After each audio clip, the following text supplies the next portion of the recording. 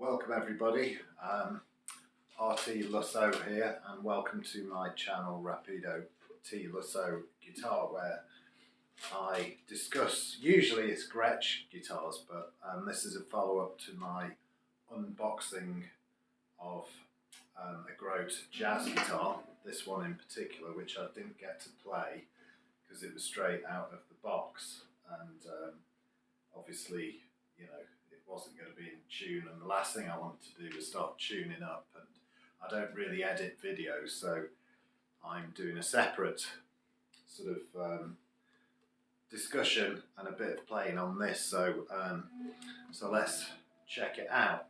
If you've not watched the unboxing, it's quite long-winded, but I do discuss quite a lot of the features about the guitar. It's a Chinese knockoff, if you like, or replica, or tribute, which is kind of better because it really is a nice tribute to the Epiphone Century, or the Guild, sorry, not Grote, this is the Grote, a Guild T50, based on the old Gibson ES 150 100s, the ES 125T, that era of late 30s, 40s archtop, fully hollow body jazz type guitars. And I think the Epiphone Century came out, well, it did in 1966, possibly of a celebration of 100 years of Epiphone, maybe, I don't know. Let me know in the comments if you know more about that.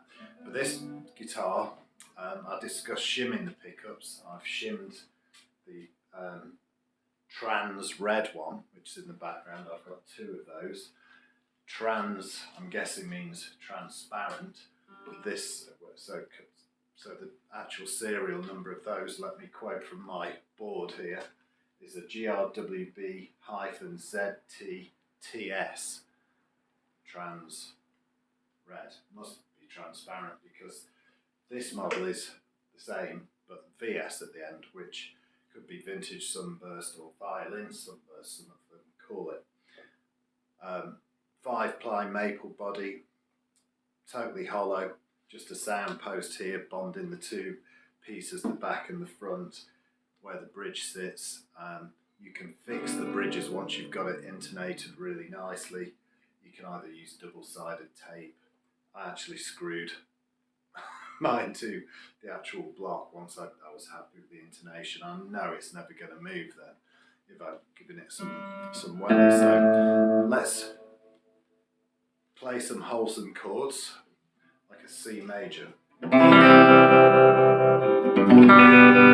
G.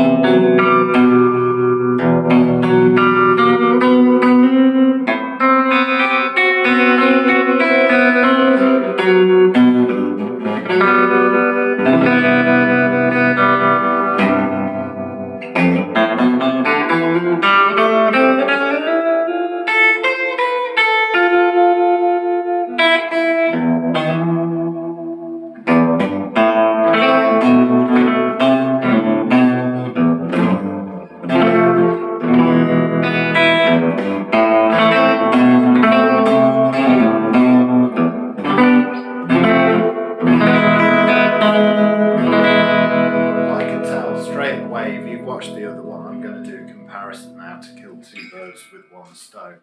This pickup isn't shimmed, I haven't adjusted any of the pole pieces.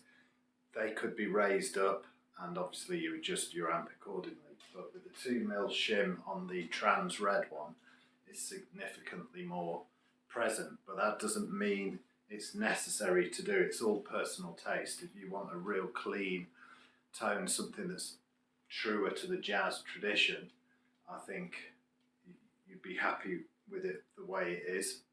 I'm not a jazz player, so I can't really give you any demos of any jazz songs.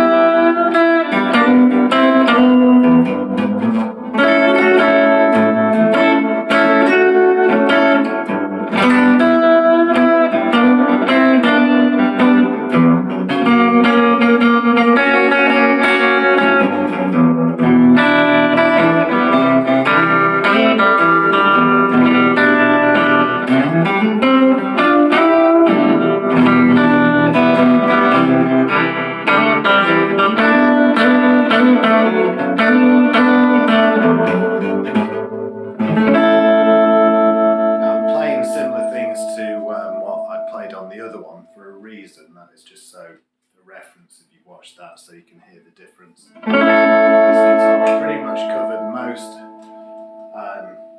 things about these guitars in that discussion. It's probably worth watching. There's lots of good reviews, great reviews of these guitars. Some of them were sent really badly packaged from Amazon. That wasn't the case. This is from AliExpress in China and cost around about 190 something English pounds, including shipping. So if you go onto the AliExpress, sometimes you think you've found a deal, but they've not necessarily added the tax or the shipping. So what you want to look at is a price including tax and shipping, and it should be around about $230 US roughly. They're going up and down, so it's worth keeping an eye on that. This one, like the other 5 I've had altogether, and it's, as a disclaimer, I don't get paid to do these reviews. I mean, who'd want to pay for me to do a review? These are just purely for entertainment reasons, and I love reviewing guitars, but like the other 5 I've had, I've not had to do anything to the truss rod. It's set up really well, the action's really nice. Frets already, this is the first time it's been played. I did give the strings a wipe down because you get the Chinese black finger, you know, from these cheap guitars that people have complained about, and it's just like an oil in the process of making the strings, but they clean up all right. They're okay, they'll do the job for a few months while you get used to the guitar. I would recommend changing them while you're at it. Condition the fingerboard with lemon oil or whatever, let that soak in, give it another coat, and put 11 to 52s on them. That's what I'd recommend. You know, you could put 10s on it if you want, but I think these guitars were made in an era where there was no such thing as 10s, and I think you just get a better sound. I mean, they're not meant for wild bending and stuff like that. They're just, you know, meant to be played, and they play beautifully. They've got a very playable, slim, what I'd say is a C neck. They come with a reinforced jack socket there, which is quite interesting for the budget of the guitar. I mean, there's a lot of nice features. The trapeze bridge or string retainer is an interesting feature because I've put a Bigsby on another one, and it sounds very different with the Bigsby. You'd think it'd be sort of louder because of that contact with the body, but maybe it is, but the tone is different. It's altered the tone putting the Bigsby on, so I think you get quite a bit of tone comes through the guitar through these. It's an interesting thing. So keeping it short and sweet, I'm just going to move on to the cherry red one with a 2mm shim, and let me know if you can hear the difference in the comments below, of course. Unless you know my phone number, give us a call.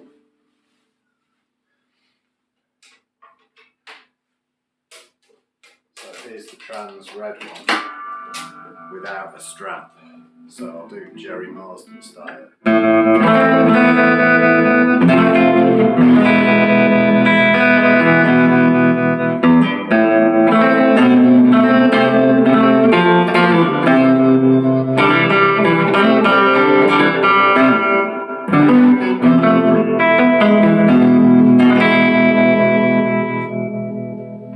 you can hear it significantly louder, so that 2mm shim does make a heck of a difference. And something that I didn't mention in the discussion before is just how beautiful these guitars look. You don't really notice, and you perhaps won't see in this light, the grain of the maple.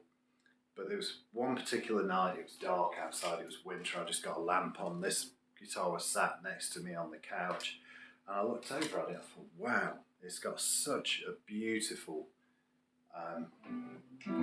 sort of grain in the wood there, hence it being transparent red, so you can see through that lovely grain.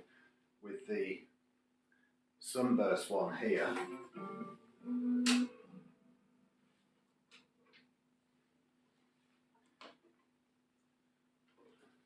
I don't know whether you can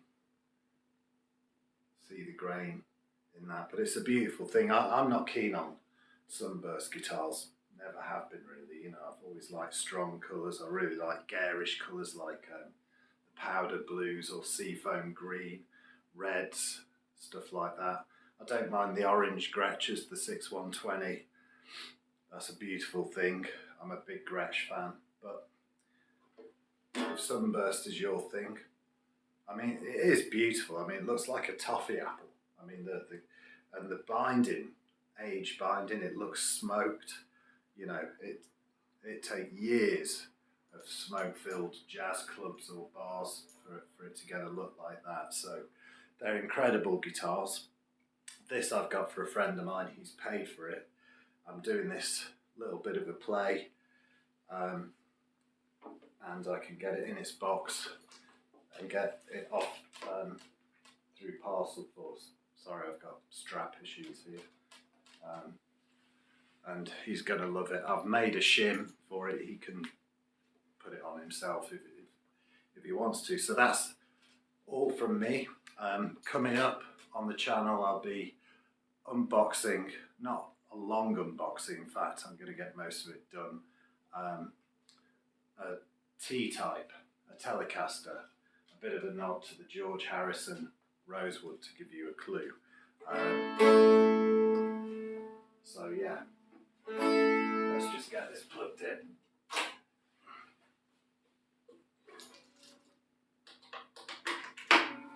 What a faff, yeah, eh?